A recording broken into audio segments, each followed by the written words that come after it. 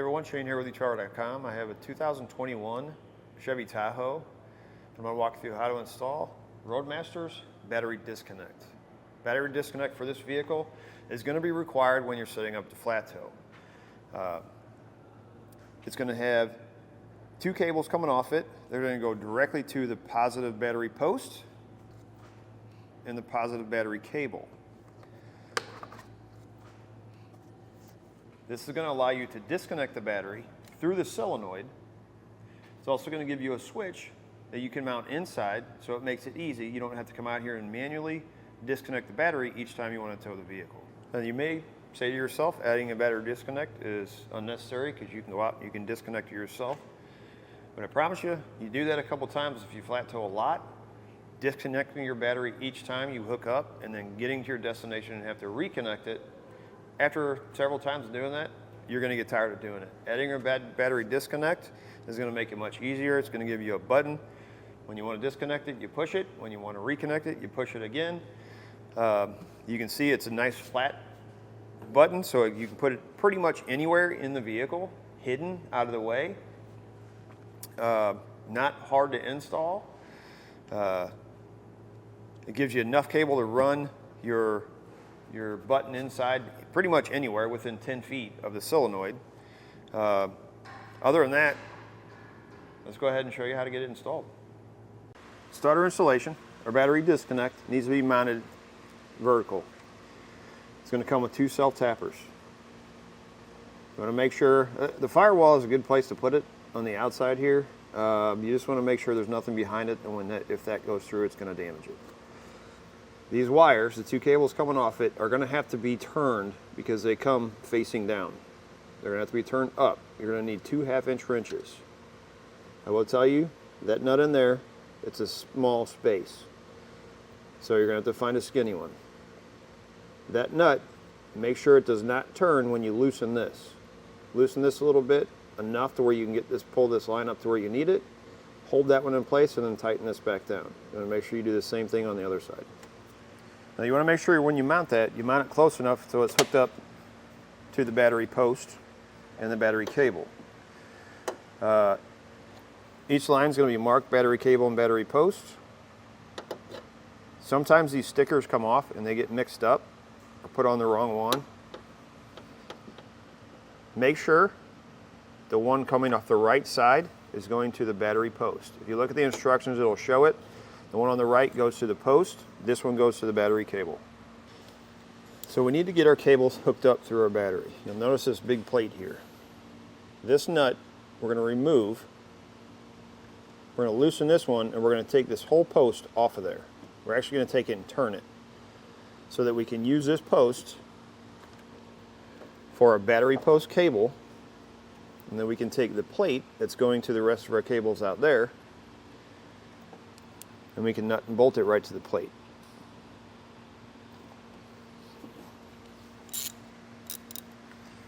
.13mm socket.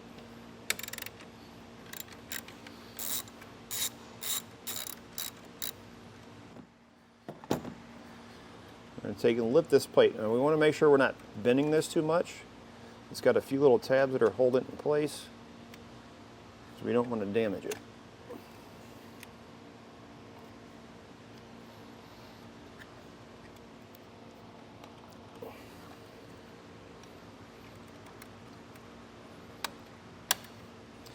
You just need to lift it up enough to get this out.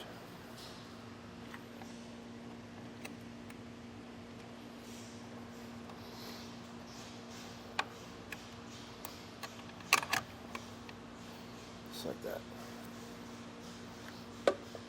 What we're going to do is we're going to cut this tab off. This is actually going to sit in like this. That's going to give us our battery post.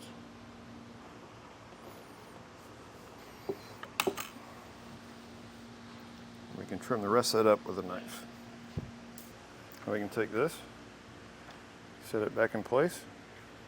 We'll tighten that nut, tighten that nut down, and again, that's going to give us our battery post for our battery post cable. So before we connect to our battery, we need to run this line inside so we can hook it up to a switch. There's a little plastic grommet or a plastic fastener that goes right here on this covering. Pop it off. We're going to take our line and shove it down in here, down below where that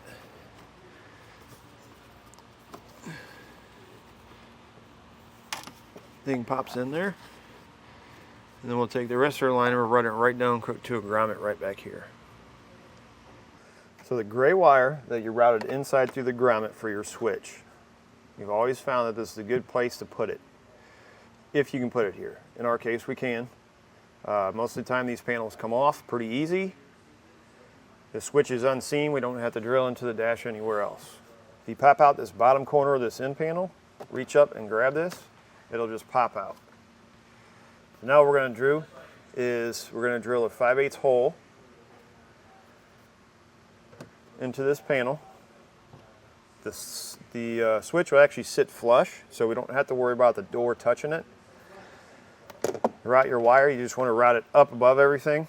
Make sure it's not going to get, you know, stuck on anything that moves down there. And that'll hook into the back of our switch. So I'll get this cut, get the hole drilled for my switch. Once you drill your hole, you're going to pull this off. Take this nut off. You're going to slide this onto the panel. The nut goes on the back side and that holds it tight. And you can put your clip back on to connect your wires. Gray wire that comes in is going to have a black and red wire inside of it. We need to strip back the ends. You're going to have 2 small butt connectors in the kit.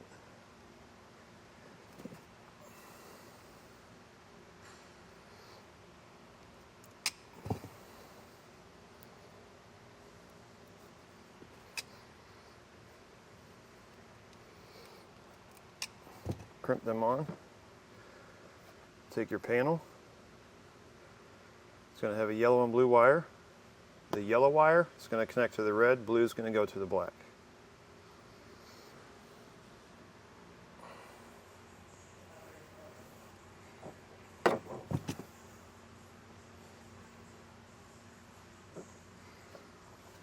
Once we get those connected, we can put our panel back in place.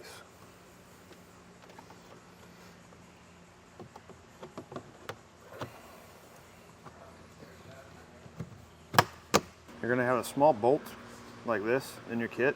This is the one we're going to use for this plate for a battery cable connection. So this is what our cables are going to look like, hooked up to our posts and hooked up to what would be our cable. Again, I use a small bolt there.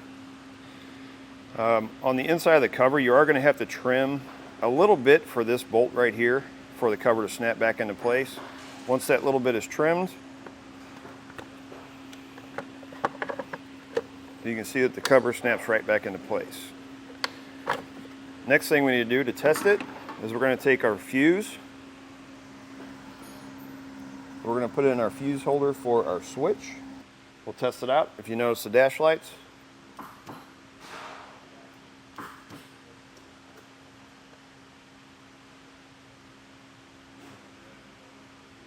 now that we've tested it, we know it's working correctly. Go ahead and clean up your wires. You're ready to go. It's going to do it for a look at and installation of the Roadmaster battery disconnect on a 2021 Chevy Tahoe.